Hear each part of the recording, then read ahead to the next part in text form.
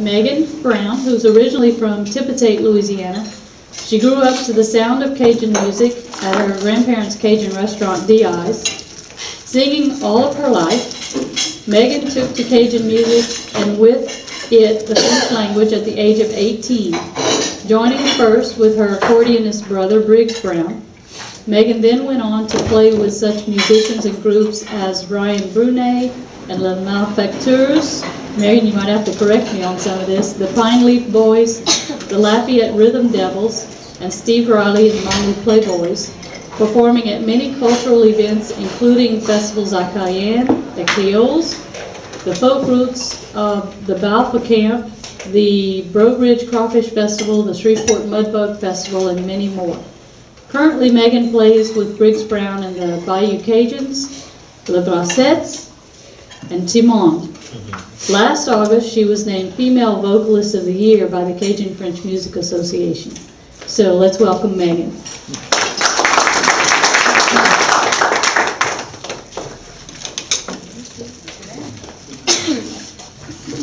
Thank you, Ms. Logan. Thank y'all for having me today. Can y'all hear me?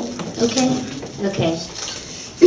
So, as Ms. Leslie stated, I grew up around this area, and I grew up listening to Cajun music, but as a very young child, I kind of perceived it to be only played by old Cajun men.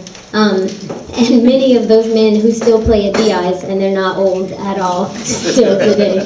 But I guess back then I thought they were old. And so I wasn't really interested in Cajun music because I didn't think there was a place for me in it. But when my brother started playing accordion, he was presented a lot of opportunities to travel, and one of the places he went was West Virginia to a college campus where they host a Cajun week. And there's classes taught by people from Louisiana on accordion, fiddle, guitar, and Cajun music, Cajun song and dance. And one year my mother and I went with Briggs to teach Cajun dance. That was the only way that I was involved in Cajun music then, was dancing. And so we went and taught some dance classes, and before we went, I had learned one song in French, phonetically. I didn't really know what I was saying at the time. But so I sang that one song, and there was a woman there who knew the song. It wasn't a standard Cajun tune. So she played it with me, and performing in front of all of those people there who were not from Louisiana. They were a bunch of Yankees who happened to love Louisiana and the music. They knew more about the music than I did, and so it was kind of embarrassing. But so performing in front of them and seeing their faces light up, their response to Cajun music was really a moment that ignited a passion within me to continue learning Cajun music and learning French. So when I returned from West Virginia, that was in 2007, I started at LSUE that fall, and I started taking French classes and trying to learn more Cajun songs and learn more French as I learned songs. And moved to Lafayette shortly after that, about a year after that, and decided that I was going to make French my main focus in my studies in college. So I studied a lot of Cajun French with Barry Soleil, who used to host the Liberty Theater here, and I also studied a lot of French literature from France and other places that speak French around the world. So I graduated with a degree in Francophone Studies, is what they like to call it. And before graduating college, though, the CFMA helped me to continue with my studies and get kind of an intense program by going to Nova Scotia to do an immersion program there, and that really kind of kick-started my my learning. I'm sorry, I'm trying to follow my notes. I don't talk a lot. in front of people, so bear with me if I get lost and have to back up. We just sing it, dude. I should have wrote a song, yeah, you're right. So, after learning the guitar and learning more songs in Cajun French, I started playing with my brother's band more regularly, and then moved to Lafayette and started meeting a lot of the younger musicians who were playing music there. And at parties, people pull out their instruments and we play, we jam and whatnot. And after doing that for a while, I kind of co-founded two bands that Miss Leslie talked about, Les Bassettes, which is an all-female Cajun band, and Timonde. With Les Bassettes, I got to go on my first tour. I say tour because it was not really a tour. We went to Chicago and played a couple gigs. But it was my first time going out of state to play Cajun music and getting paid for it. And so we played the CFMA chapter in Chicago. They have a CFMA chapter there as well. And we played a couple of other bars. And it was a really eye-opening experience for the three of us, the three girls. We learned a little bit about what to do and what not to do, about how to be efficient when traveling and trying to book gigs, traveling, talking to people, and trying to sell ourselves. And so after that, we started trying to gig around town, and we got a couple of gigs, some regular gigs in town, and at Préjean's in Lafayette. I don't know if y'all know Préjean's. It's a good restaurant. We play there once a week, and having a regular gig really makes it easy to practice songs in front of a crowd, because practicing at home is totally different than practicing in front of a crowd. So with Timonde, we started playing weekly there, and after trying out new arrangements and set lists, seeing what worked and what didn't work, we decided to finally record a CD, Timonde did.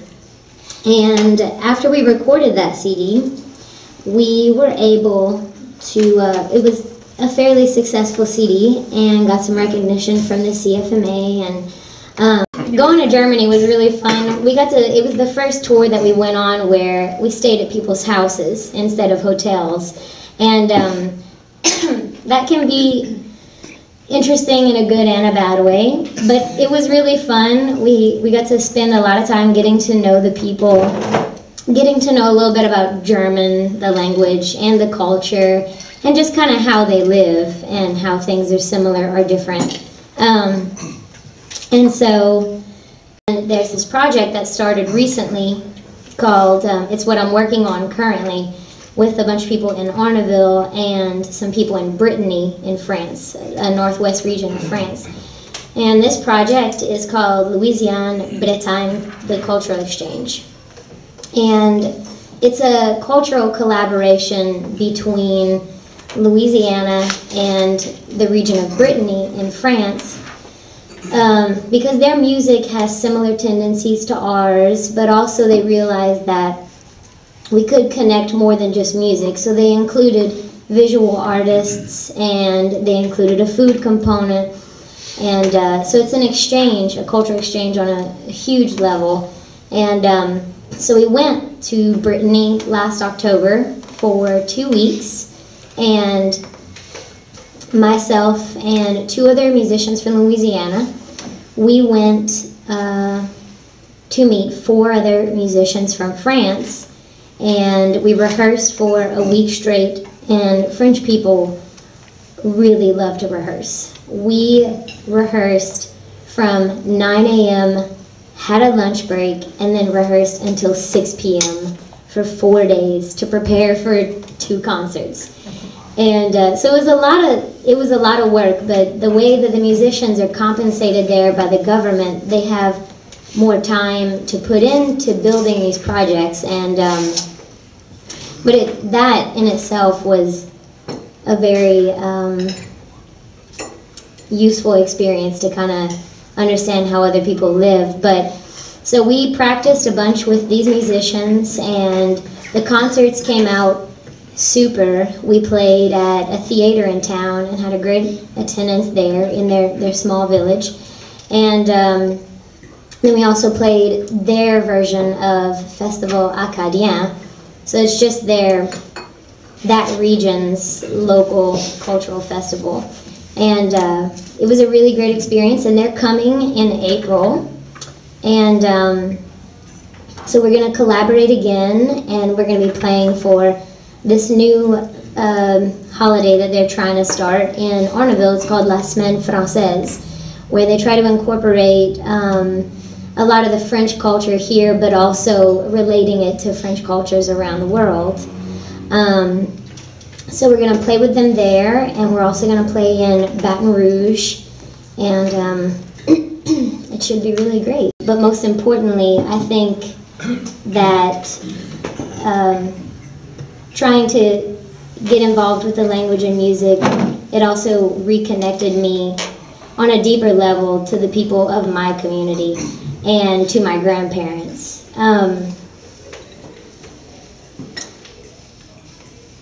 So I'm the only grandchild in my family that can speak French with my grandfather, his first language, and that's special for me.